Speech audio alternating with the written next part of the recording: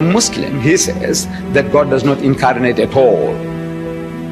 He doesn't have to become a man to understand the problem of man. The Creator knows what He has created.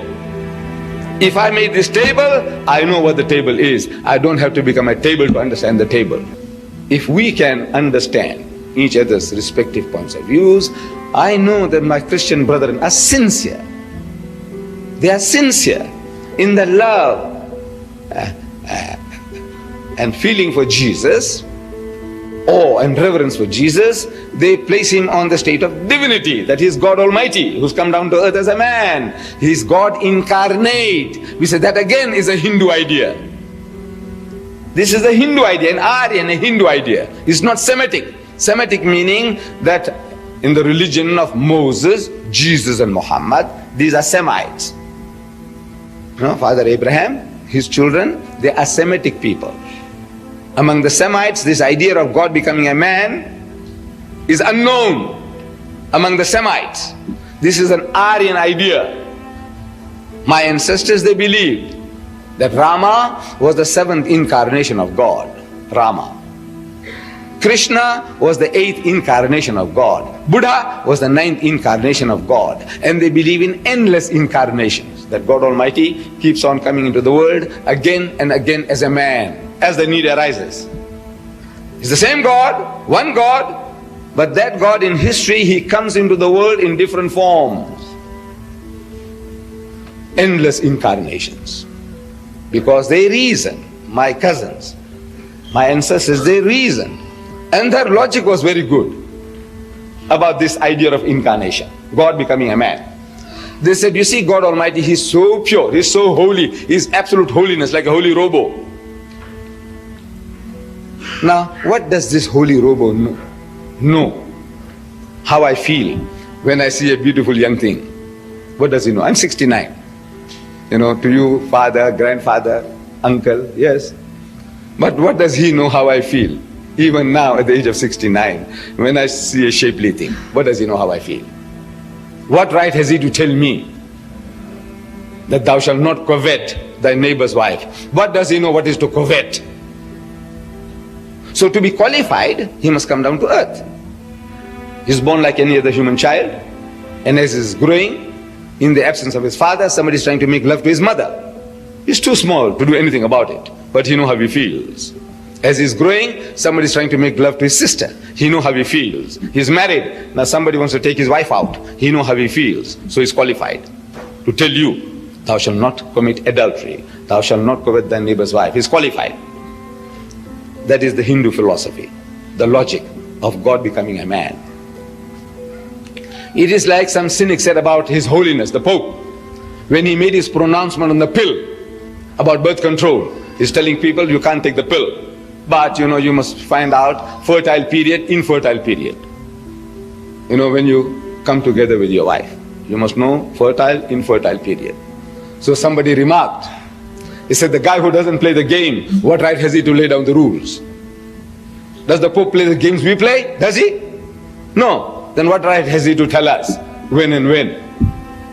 So similarly, my Hindu cousins reason that God Almighty also, He must become a man to understand the problem of man. Logical, very logical. The Christian says, look, before Jesus, God did not incarnate.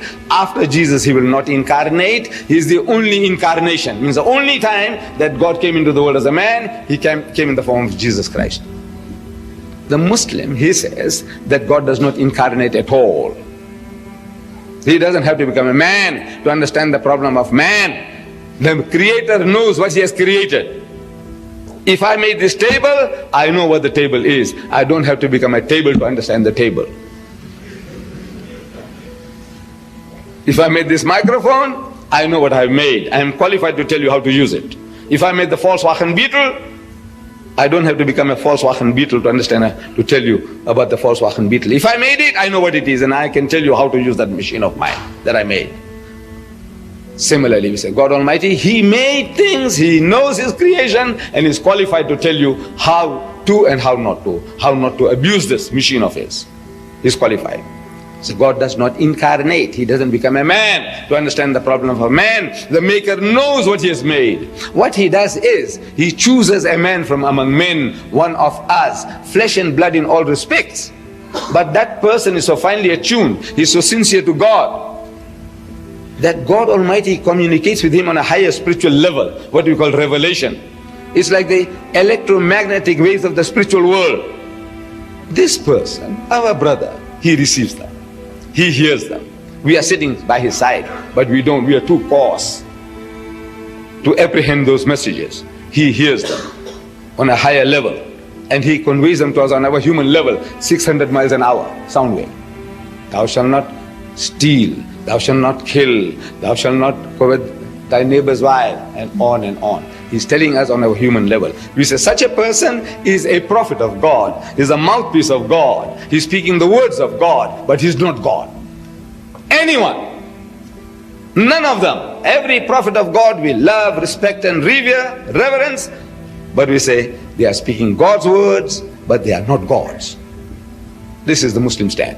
He doesn't say to the Hindu, he says, look, Rama is not God, Krishna is God, but Muhammad is God. He doesn't tell the Christian, he says, look, Jesus is not God, but Muhammad is God. No, he says nothing of the kind. He said, they are all his creatures, we must love them, respect them, revere them, follow them, but worship none but God, the Father in heaven, who is the real God. قل يا أهل الكتاب تعالوا إلى كلمة سواء بيننا وبينكم ألا نعبد إلا الله ولا نشرك به شيئا ولا يتخذ بعضنا بعضا أربابا من دون الله